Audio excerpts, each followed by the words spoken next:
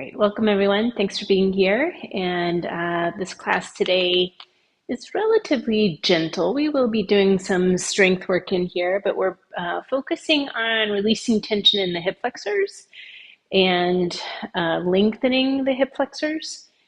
We will also be engaging and strengthening opposing muscle groups to the hip flexors. So there's kind of a couple ways to think about the movement of hip flexion. Hip flexion is always the same, but it's the movement that those muscles do. And hip flexion, it's purely this motion of pulling the thigh towards the abdomen. And that's when the hip flexor is at the top end. So some are attached to the spine, some attached to the top, or these front hip bones. So if the spine, the pelvis, or these hip bones are anchored, the muscle's anchored there, then we lift the thigh. If the feet are anchored and the hip flexors engaged, they can tip the pelvis forward, right? So you get a bigger arch, or that banana arch in the low back and the tailbone sticking out. So thinking about opposing muscle groups, we're going to work hip extensors, so glute maximus and the hamstrings, but then also the muscles that get you out of that arched forward position, so some pelvic tilting. So you'll see some of those motions and exercises as well as releases for the hip flexors. So we're starting in a position to release tension in the hip flexors, and that will be having the legs up on a chair or a couch. I'm using a couple of yoga bolsters, but scooching over to the couch or legs up even on a kitchen chair works really well for this. And as far as other props, you might want the blanket for padding your knees, and you might use the yoga blocks in a supported bridge position, or it could be a foam roller. So we're starting on our backs, legs elevated here on that chair or the couch, and you could be scooching off of your practice space to get there. We're just starting in this relaxed position, and then we'll move. You can move back onto the mat as we start the movement part of the practice. So there's no real magic position or angle that you want your hips and knees at. Having them probably bending at more than 90 degrees here on your back is not the most comfortable thing. And if the height of what you're on kind of pushes into the backs of the calves and raises them up, that's a little less relaxing than having the shins roughly parallel to the earth. So that's mostly the thing that you want to think about. And because of most of the attachments of your hip flexor muscles, you're probably going to want the knees to roll out to the side. So if you struggle to get into a relaxing position, you might even think of that sort of diamond shape here of your legs with the feet towards each other, the knees angled out to both sides, to either side. And take a moment here. You might take an inhale through the nose. Open the mouth and let out a sigh. And if that felt like a nice release, you could do that again.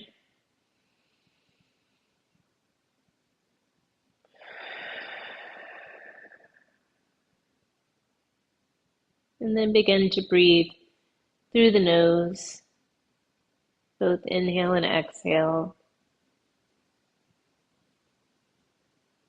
So in this pose, we're not engaging or stretching, contracting, we're resting.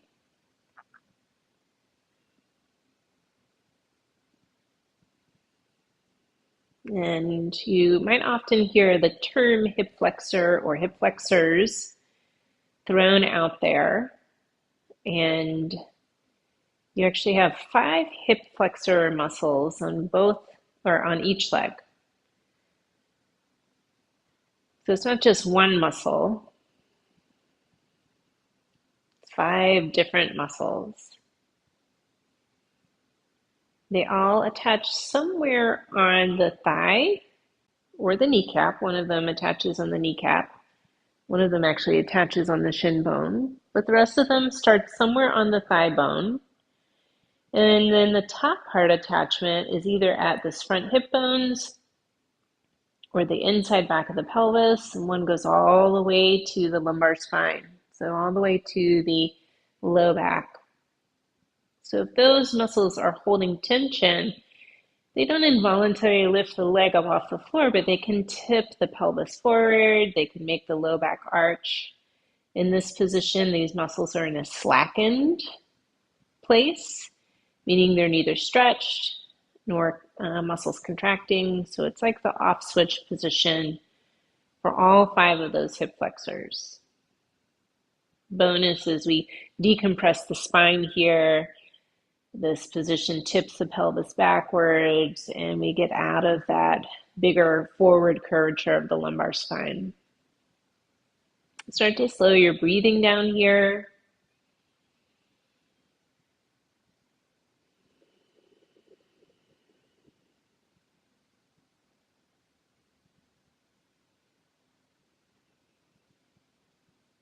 This is the breath that's going to guide us through the practice.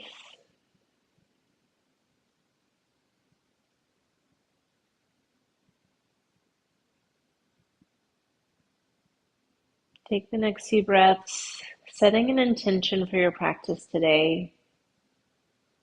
And this is the reason, or whatever you want to get out of the practice. Maybe it's not even the reason you've shown up, but what you would like to receive, bring more of into your practice, or maybe your practice helping you with outside of the yoga mat. Is it releasing tension? Is it finding more balance?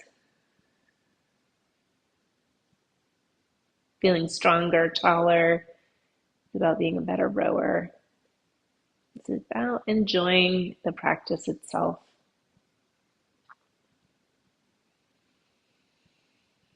Bring this thought to the front of your mind and breathe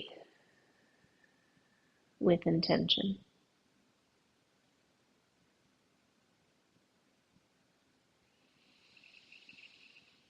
So we're taking our legs off the chair or the couch and making your way onto your back, onto the yoga mat. And I'm just moving my props out of the way here. And we'll start in this position where we have the knees bent and the feet flat. So if you remember from the beginning of the practice, if your hip flexors are tight, it can tip the pelvis forward. And actually the hip flexors help when you're moving from the finish, going back into the, towards the catch. Those hip flexors are going to help tip the pelvis forward. So they're engaging here, but they never get to lengthen anywhere in the stroke. We're going to do the opposite of that forward tilt of the pelvis, the backward tilt. We press the low back into the floor, tip the tailbone towards the ceiling, and then we let that go. And the breath is exhaling to flatten the low back, tailbone tipping up, buttock stays relaxed here. Inhale to release. We'll do a few more of these. And you're trying to keep the legs relaxed. Try to keep the neck, the shoulders relaxed here. And if you're keeping those legs relaxed, maybe you feel the engagement of these abdominal muscles here. So where you're using our rectus abdominis, this is the central, the vertical abdominal muscles. They start at the bottom of your ribs, and they go all the way down to the pubic bone. So the ribs are staying still, and the muscles are contracting, pulling that pubic bone towards your belly button, flattening the lower back, and then we release it. Do a few more here, just getting used to that sensation of the abdominal muscles working without the hip flexors or the legs engaging. Your next inhale, allowing this to relax. Walk your feet to the outer edges of the mat and bring your arms out to the sides and start to gently rock your knees side to side. So we're getting some rotation of the pelvis, which is then pulling on the lumbar spine. A little bit of rotation there, but because we have our feet wide, it's a little more of a lengthening through the side waist. And because of that asymmetrical positioning of the legs, when my legs go to the left, my left knee cap points towards the left, but my right kneecap points towards the foot of my mat. And you start to lengthen through some of the hip flexors, and probably 4 out of the 5 hip flexors here are getting a nice lengthening stretch. If you want to feel more of that sensation of stretch as the knees go to the right, press into that left foot so you get more of that stretch in the front of the left hip, abdomen, and then same, knees to the left, press into the right foot. And be gentle here, because you can, that leg, you have a lot of power in that leg of pushing, and you could crank yourself around too far, kind of torquing through the SI joint or the low back. So go gentle, add a little bit of stretch if it feels good. Don't if it doesn't.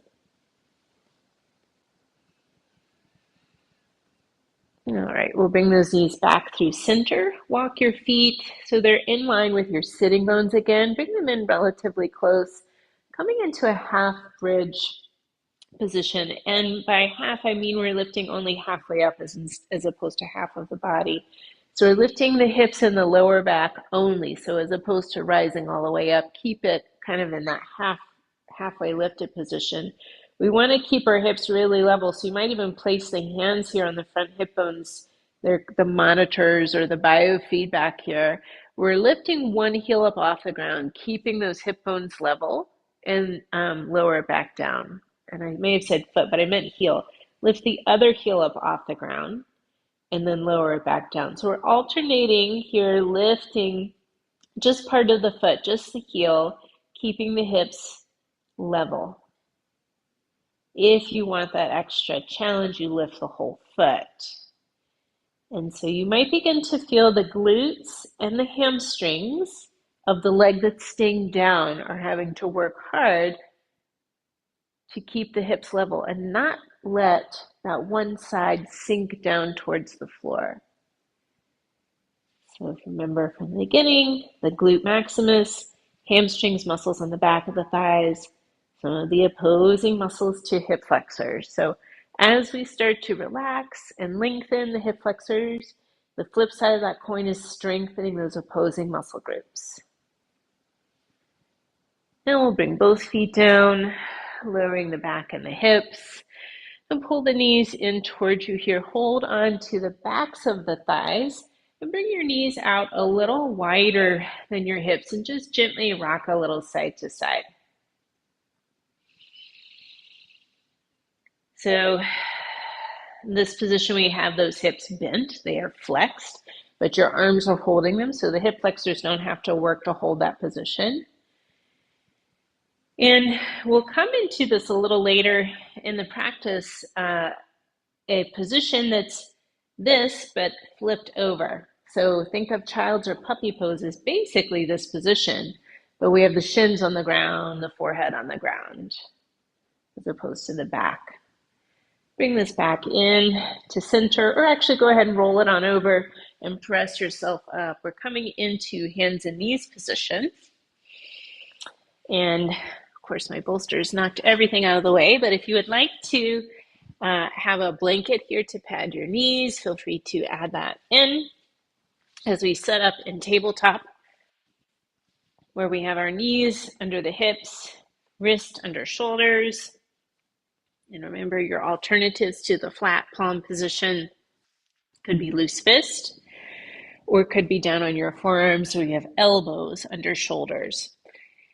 Cat and cow movements of the spine. We're rounding through the back. Tuck the tailbone, tuck the chin under. Inhaling, lift the tailbone, pull the chest forward. Exhale, round, pushing the floor away. Inhale, hips up, belly down. Gaze forward. A few more here. And you have that lengthened breath, so we're not rushing to get from one position to the other here. Taking our time, enjoying the spinal movement.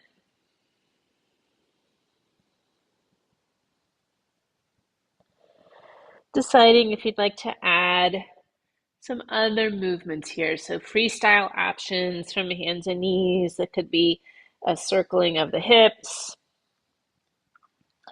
You could stretch a leg across and look towards it.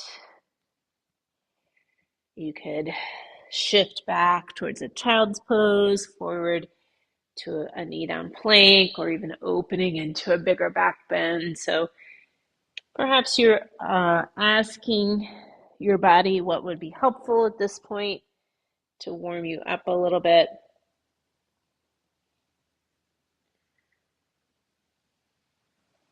You could continue with that cat-cow.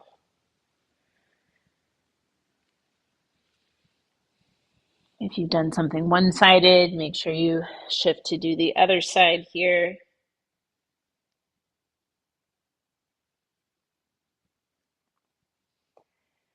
And eventually bringing this back into that child's or puppy pose. So child's is the hips over heels, forehead down. Puppy pose is hips over knees, forehead down.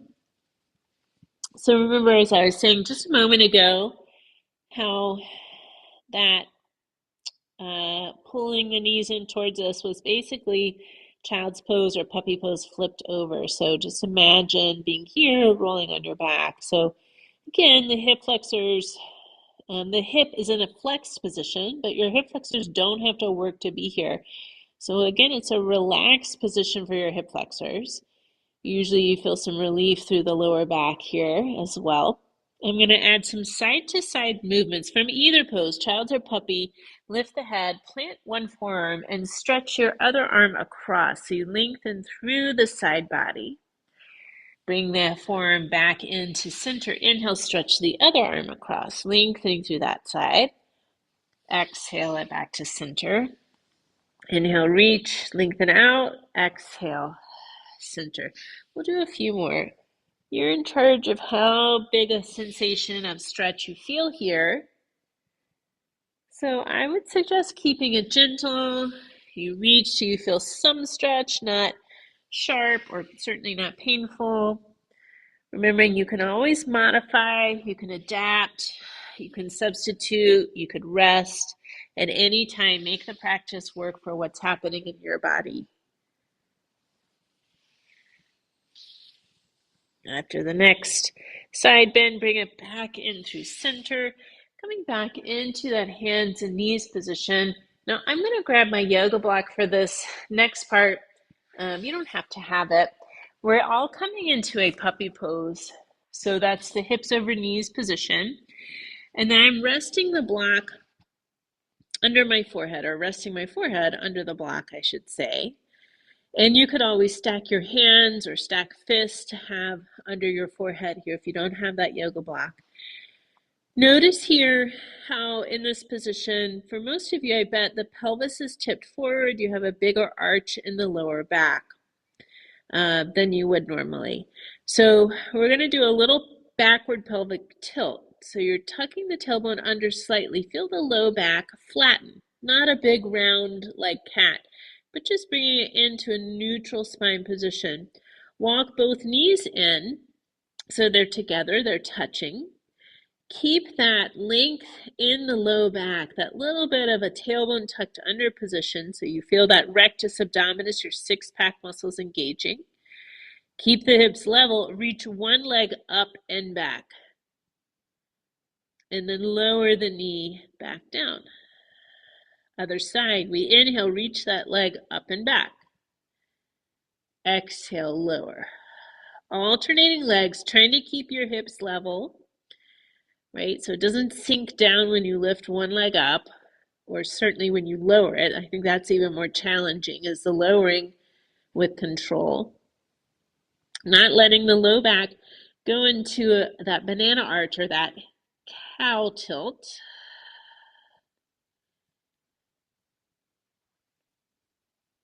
And then we'll bring both knees down here.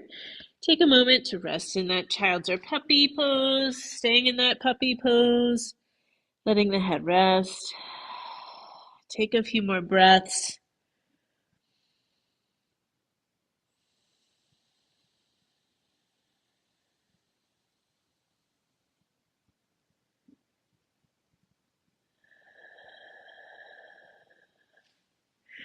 Resting longer if this feels good to you. Coming up to hands and knees. On the next one, I'm turning so you can see me from the front view. This is about movement in the upper back. So we're bringing our knees out a little wider than the hips here, so that we don't rotate through the hips and the lumbar spine. I'm bringing one hand a little forward of the other. In my other hand, I'm going to be placing the back of the hand on the floor so the palm is up. This is sort of like the underside of the thread, the needle. So I'm sliding that arm underneath, peeking under the grounded arm. And then I come back up, flip that palm so it's on the ground, fingers point away, and then slide the hand away from you, looking towards that hand. So we come back up, back of the hand on the ground, exhale, slide it under the other arm. Inhale, come back up, palm down, fingers away, exhale, slide it away from you, looking at the hand both directions. Let's do a couple more. Back of the hand, exhale, slide it under. Inhale up, palm down, exhale, slide it away.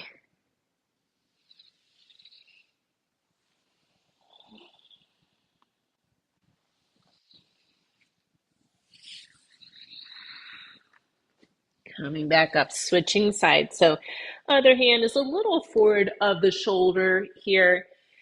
And then the hand you were just on, palm faces up. Exhale, slide that hand underneath the supporting arm, looking in that direction. Exhale, slide out, palm down, fingers point away. Exhale, slide it out, gazing in that direction. Inhale up. A few more.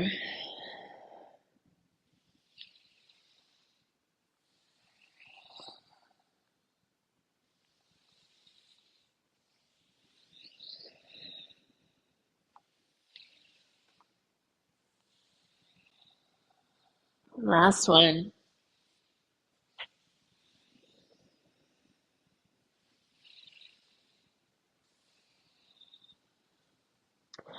Coming up again here, hands and knees. You could walk your knees back in so they're underneath your hips again, tucking the toes.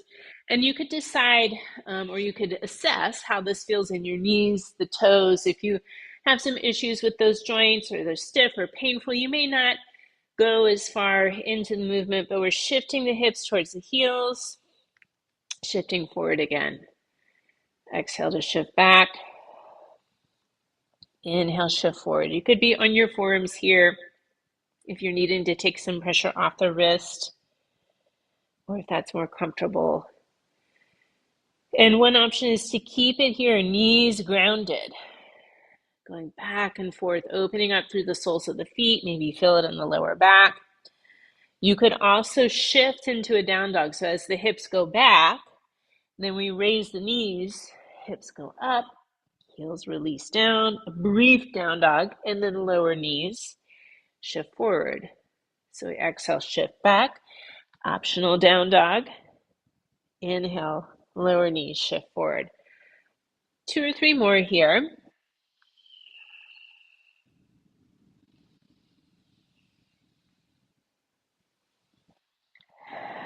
And I'm going to land in the down dog next time and pause, but you might continue to move, or maybe you lower down, coming into a hands and knees pose instead.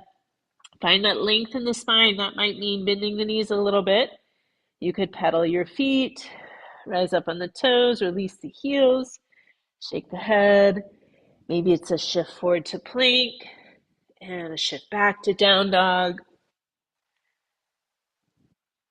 Couple more breaths, adding in some movements, and it could even be a shake out of the head. Maybe I said that already, I can't remember.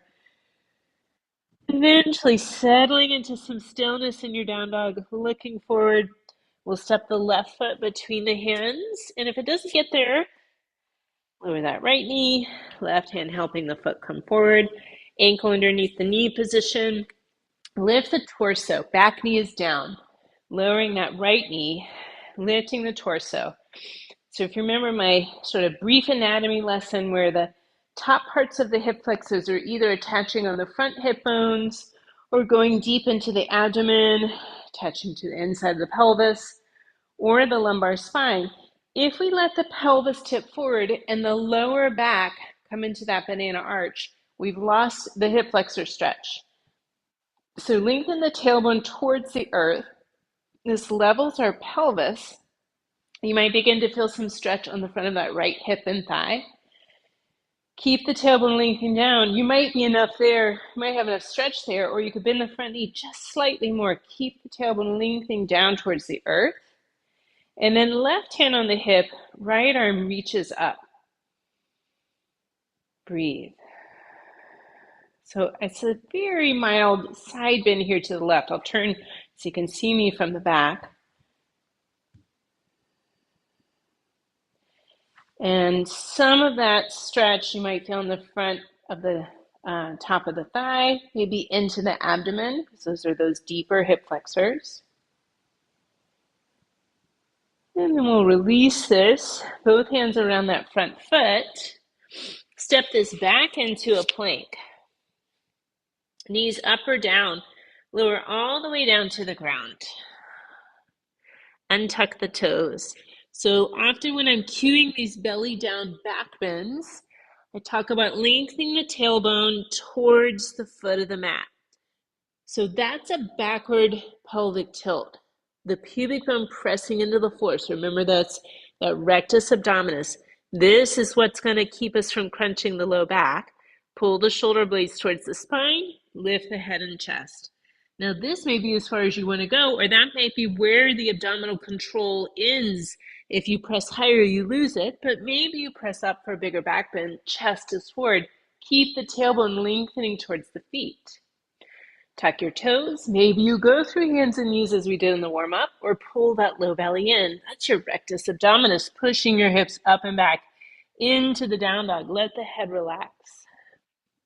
Maybe take a few more movements, shaking of the head.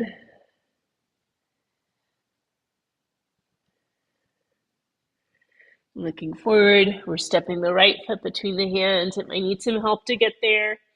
Lowering that back knee, lift the torso. You're going to see the stretch again from a knee up lunge. This is a nice way to do it, but it's hard to do this like if you're just getting off the boat, but there's a way to do it from a standing position. Tailbone down towards the earth. So remember, if you kind of automatically go into that big low back arch, or you're kind of tilted forward, tailbone down towards the earth, top of the head towards the sky. If you feel enough stretch here on the left thigh, stay with that, or bend the front knee a little bit, but don't lose the tailbone down. Right hand to the hip, left arm up and over. Breathe.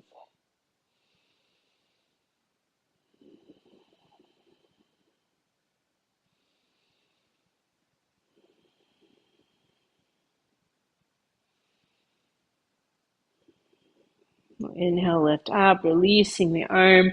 Bring both hands down around your front foot. Step your back foot to the front foot, finding a forward fold.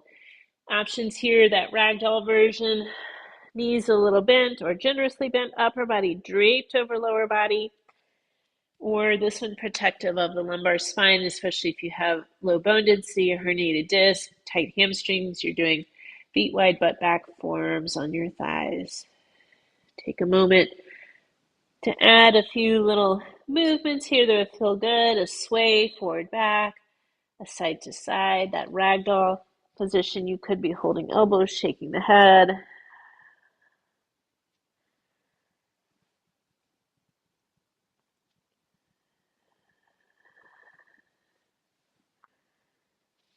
Bring that weight shift into center, bend the knees, look forward, strong legs, inhale, rise up. Could roll the shoulders back and down or reach the arms up. And move that blanket off the mat if you have it there so you don't trip.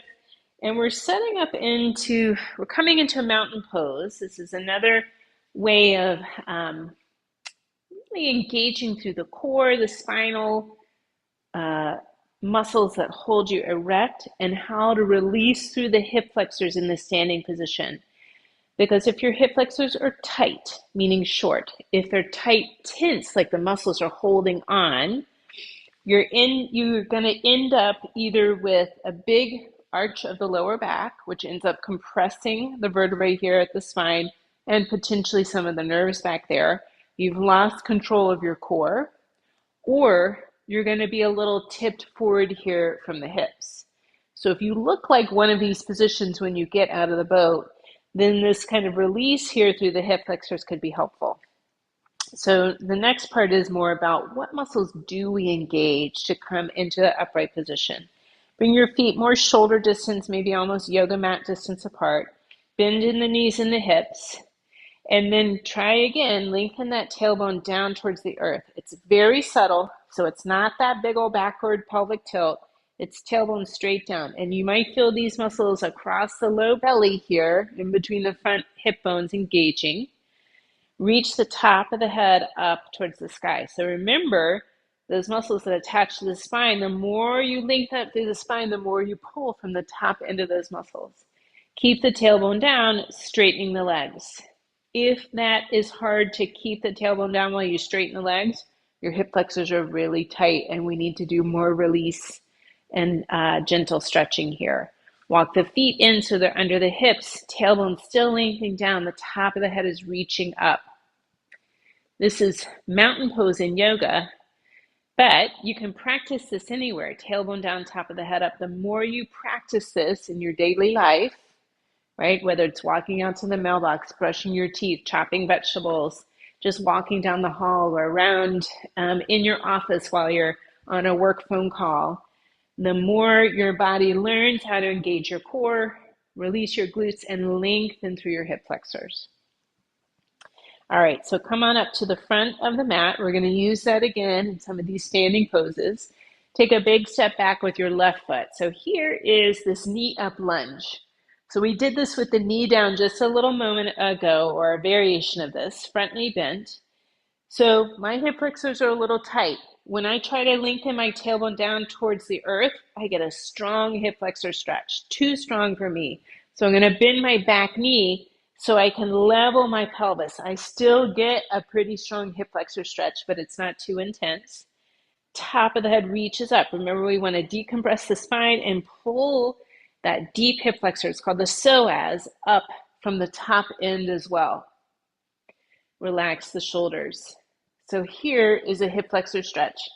It's kind of work on the front leg too. And then reach the arms up. Sometimes that can help lift the spine as well. But notice, did your ribs flare forward? If so, you probably tipped the tailbone back. So tailbone down towards the earth, back knee might bend a little bit. And if your ribs flared forward, knit those lower ribs into the abdomen a little bit more. Ooh, there are those hip flexors.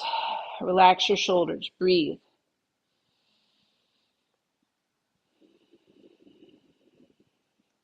Release the arms, straighten the front knee, and pivot towards the left. So we're in this straddle position facing that long side of the mat.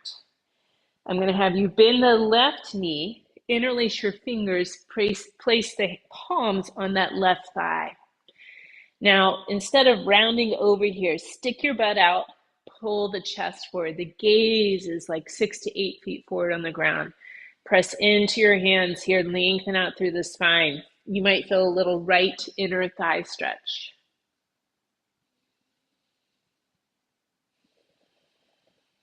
One more inhale. And then exhale, straightening the leg, coming up. A couple of backward shoulder rolls from here. And then pivot to face the front of the mat, step it forward. Shake out the legs, roll the shoulders. Notice the difference here between your right and left sides. Finding this with the right leg back this time. Maybe you notice a difference between your hip flexors or hip positioning here. Front knee bent, back heel up here if you can. Tailbone down towards the earth. Maybe you need to bend that back knee. Even if you're not sure, try bending the back knee and see if it's easier to lengthen that tailbone down. Reach the top of the head up. Shoulders relaxed. Breathe. That deep hip flexor muscle that comes up and attaches to the lumbar spine actually attaches to the bottom 5 vertebrae. So the last thoracic vertebra, and then the 5 lumbar vertebra, and it's interdigitated into the diaphragm, the breathing muscle in here. So maybe you feel a little difference with the inhale and the exhale. Perhaps you reach the arms up, lifting the ribs, which is going to help lift the spine. Relax the shoulders. Notice, did you lose that tailbone down towards the earth? So lengthen it down again. Did the ribs flare forward? And maybe you need to knit those lower ribs into the abdomen. Breathe.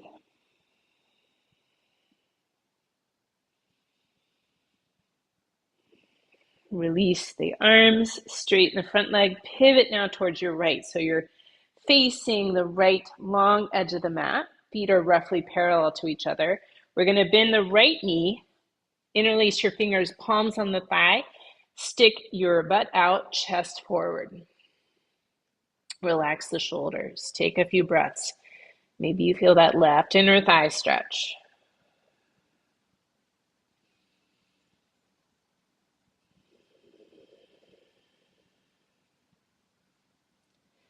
We'll straighten that leg, come on up, roll the shoulders back and down, pivot to the front of the mat, step it forward, shake out your legs, roll the shoulders. So we're going to do a little combo pose. As some of you know, I like to do 2 things at once if I can do them both well. An efficiency of movement. So this is going to work balance and hamstring strength at the same time. So you might step off your mat for a less squishy surface, which can make it easier to balance. You might come over to the wall to have a hand there, or maybe it's a steady piece of furniture. So bring one foot forward, spread your toes out, place them down, spread out, activating arch muscles that help with balance. Shift all your weight onto that foot, toes are back. And again, find that length, tailbone down towards the earth, top of the head up. So not only does this lengthen through the hip flexors, it engages core and spinal muscles, and it stacks your head over your shoulders over your hips over the foot, which is going to align you for balance. Hands on the hips or that hand at the wall, lift the back leg. And if you lifted that leg and you lost that core control, tailbone down. So you could add a hamstring curl here of the lifted leg, heel towards the butt, and then straighten the knee. Exhale, bend the knee, heel towards the butt. Inhale, straighten the leg, but keep the leg back. So it's not the knee coming forward at all. Thigh is basically staying in the same position, and it's just this hinging movement at the knee. All right, lower that foot, shake it out, roll the shoulders.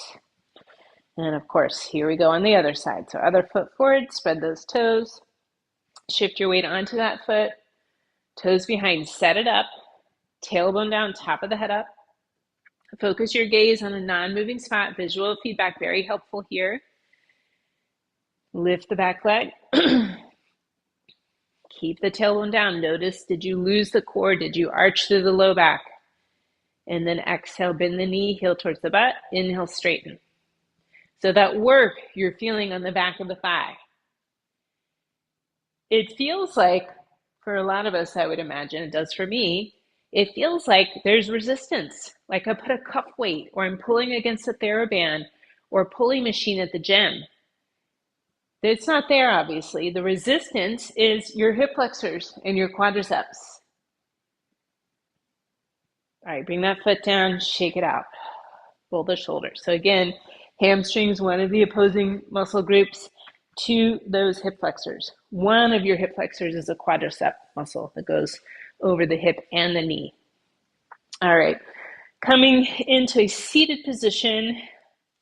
I like this sitting on my shins position because it actually allows me to feel what's going on with my hip flexors a little bit more. This may not work for you for different reasons, but I'm going to use the 2 yoga blocks. I'm here on my shins, sitting bones there.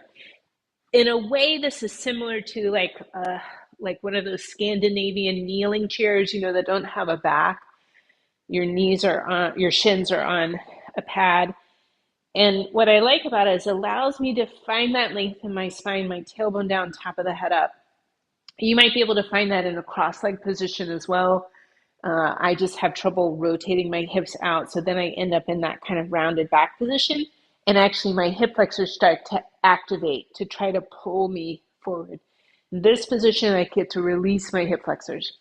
If neither of these work, I would say sit on the front edge of the chair or or your couch, kind of perched on the edge so that you can lengthen, tailbone down, top of the head up. So even though we're not standing or in a lunge, we're still working on that.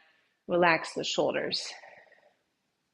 So often I find in my physical therapy clients, people with tight hip flexors have tension in these neck muscles that run from the behind the ear. So it starts on the skull here behind the ear, splits into two. One muscle comes to the breastbone and the other comes down to the top of the, one to the collarbone and the other to the top of the breastbone.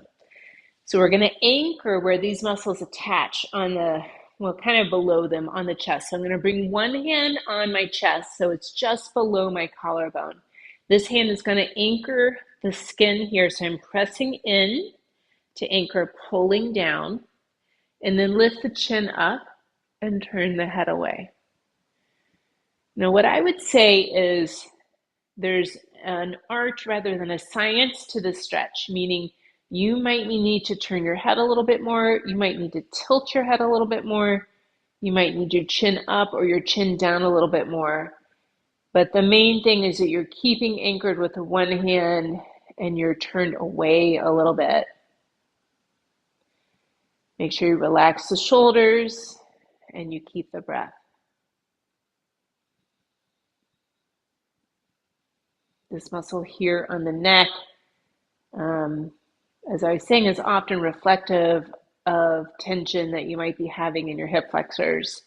And part of that is not because there's some symbiotic relationship between the two, but if your hip flexors are tight, your pelvis tips forward, or you're leaning forward, bent forward from your hips, and you tend to, what happens in your spine, come into a forward head position.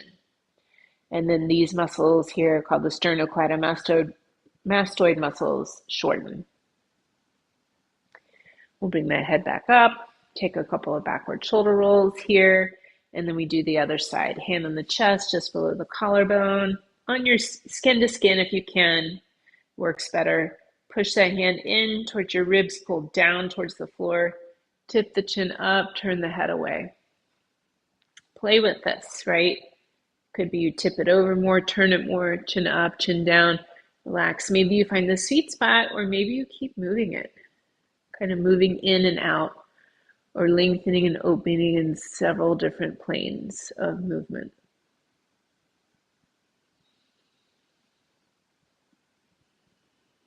I just went to the dentist for a cleaning, and they said they were busy this time of year because people are under stress and they're clenching their jaws and cracking their teeth. And when this muscle is tight, it can also, as well as changing your head position, it can change your bite. And you can also start to clench your jaw with tension there. We're going to release this, bring the head forward, take a couple of backward shoulder rolls. And then we're going to come to lie on our sides.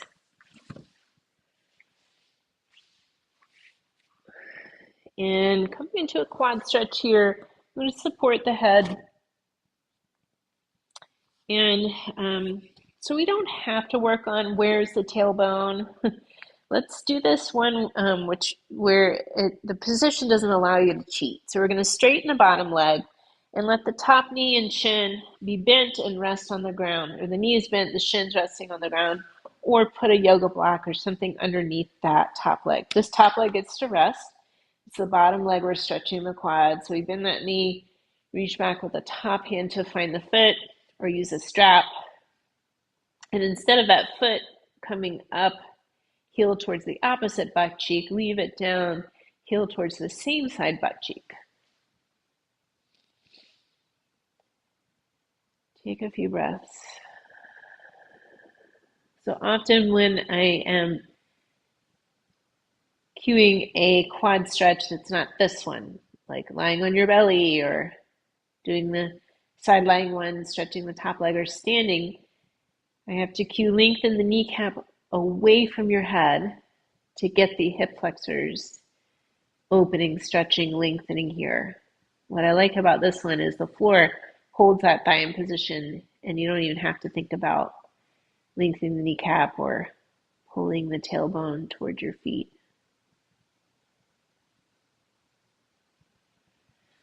Releasing that foot, roll into the other side. Make sure you're supporting the head with the arm or slide a pillow or block underneath it. Bend the top knee and hip. Let the inner knee, the inner calf rest on the ground. The bottom leg straightens. And then we bend that, reach back and find the foot or the ankle with the top hand. Or this is where you might lasso or use a strap.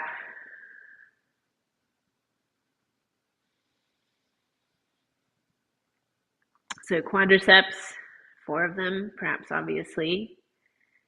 The longest one is called your rectus femoris.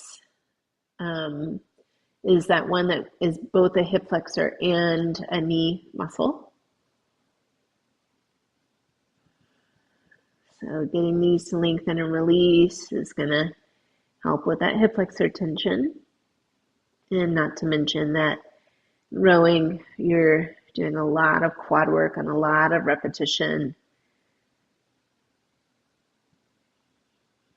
That drive phase where the quads are activated.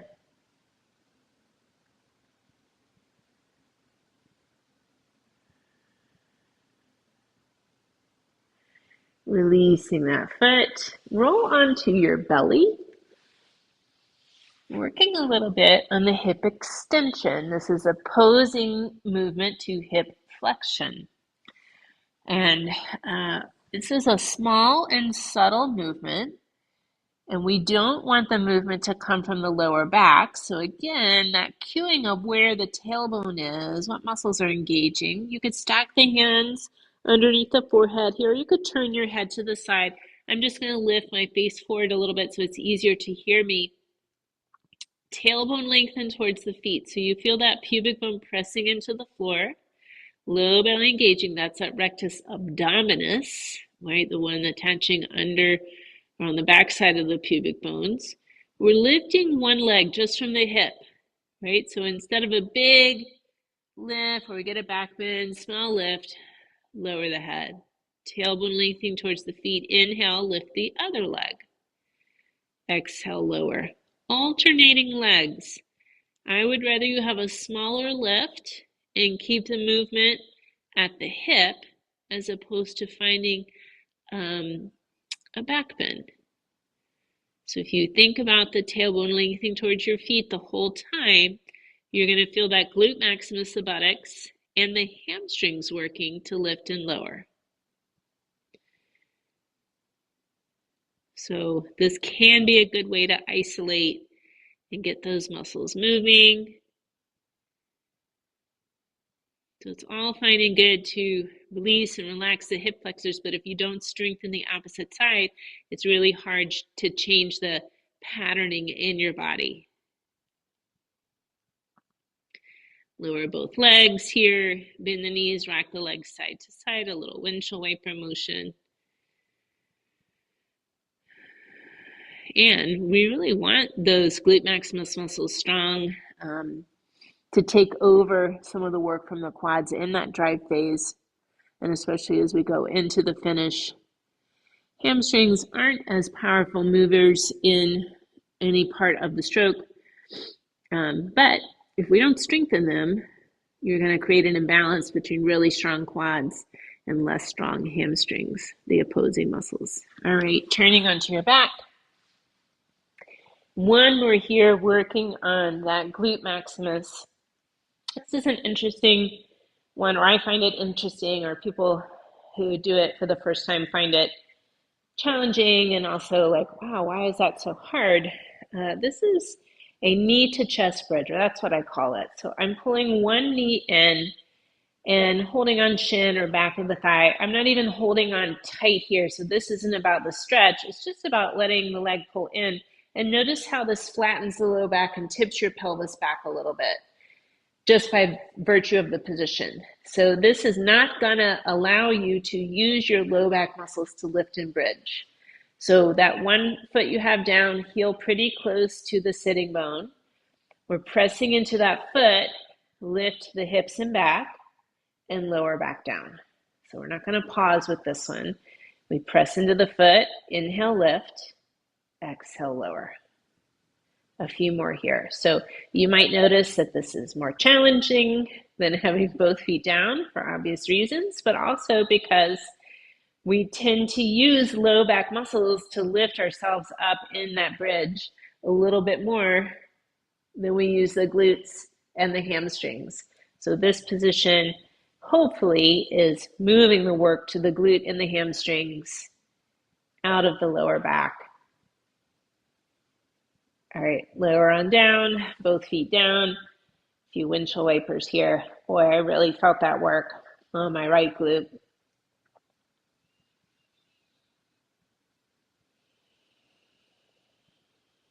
Switching sides. Pull the other knee in. Hold gently. Down heel lining up with the sitting bone. Inhale, lift. Exhale, lower. And can be a little wobbly on the way up and down too, because it does make it a little harder to engage some of these core stabilizing muscles. But this is often one that I give to my clients who need that work on the glutes and the hamstrings, right? Who have somehow created an imbalance in their body that's causing back pain, hip pain, knee pain. All right, come on down, both feet down. Rock the knees gently side to side.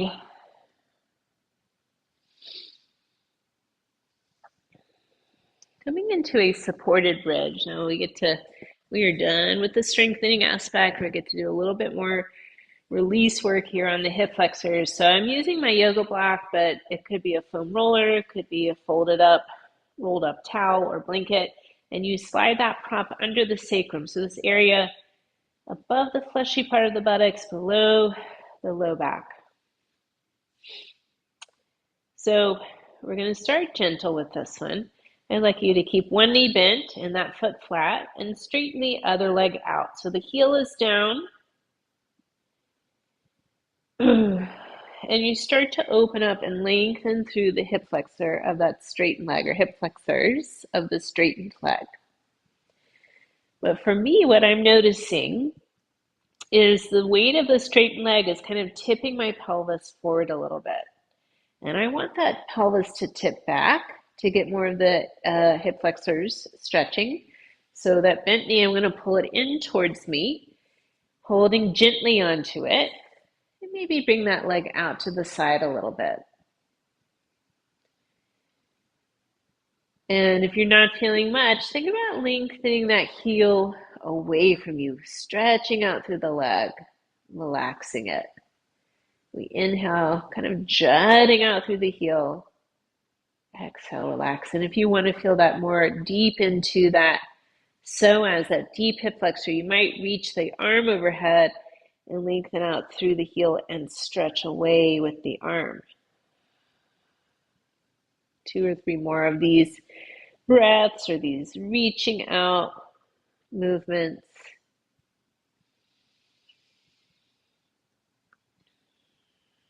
All right, both feet down. Take a moment, just check in, see what you're feeling. I feel like just a lot more alive on my straightened leg side here. It's interesting, I'm not sure what to say. Maybe it's open, maybe it's blood flow, I'm not sure. So I'm going to straighten the other leg, keep the foot flat on the other side, heel resting down of the straightened leg. Maybe you feel this lengthening, opening through there, could be enough. I'm feeling this sort of compression in my lower back. So I want to pull that bent knee in towards me, holding shin or back of thigh. Make that knee just slightly wider than the hip. I think that's going to be more comfortable, and because of where the hip flexor muscles attach, most of them get a better stretch.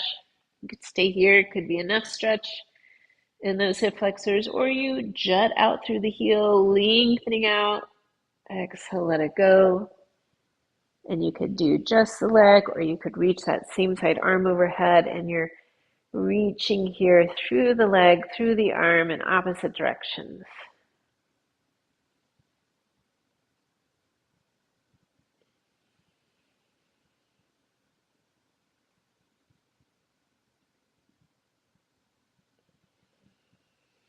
Both feet flat.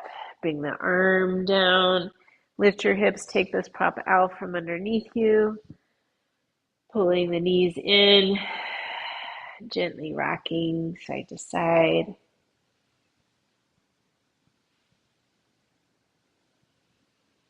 Decide if there's something you'd like to do here before Shavasana. Happy baby, a hip stretch, a reclined twist.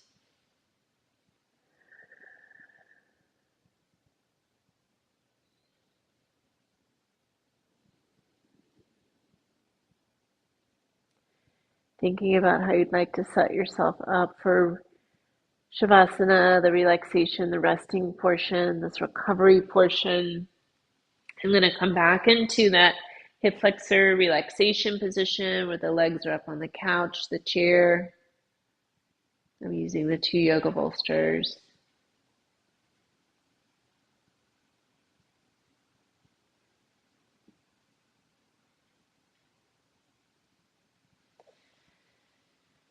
And it might be a nice time to cover up with a blanket, put on socks, dim the lights so you can rest a little bit more. This is a really lovely recovery position. So heavy workout, long day on your feet. Sometimes just like emotionally draining periods of my life. It feels really restful, calming, grounding to be in this position.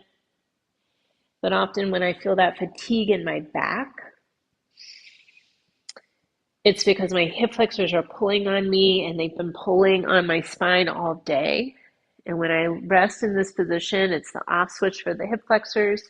My spine gets to decompress and I can feel immediate relief of some of those achy, vague symptoms of my lower back.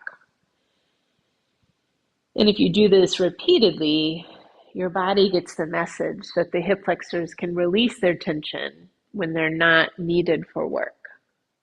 And so you start to train them to release this chronic tension they're holding. Take an inhale through the nose. Open the mouth, sigh. The exhale out. And another.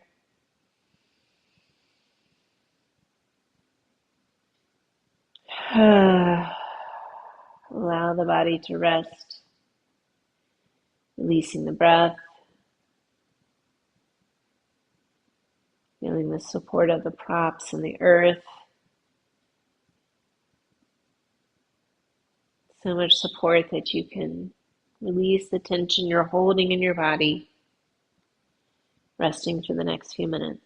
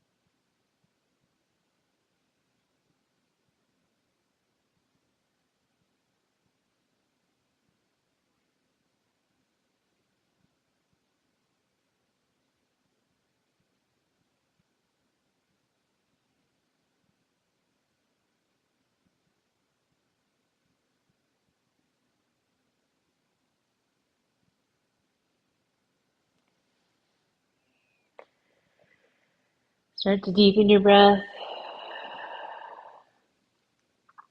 Make some little gentle movements at the fingers, the toes, circling the wrists, the ankles, maybe turning the head. Feels good in your body. You could reach your arms overhead and inhale, stretch through the whole body. Exhale, let it go. Bend your knees, roll to your side. Pause for a moment here. Appreciating your body, your breath, your health, your safety, your yoga practice. Pressing up to a seated position.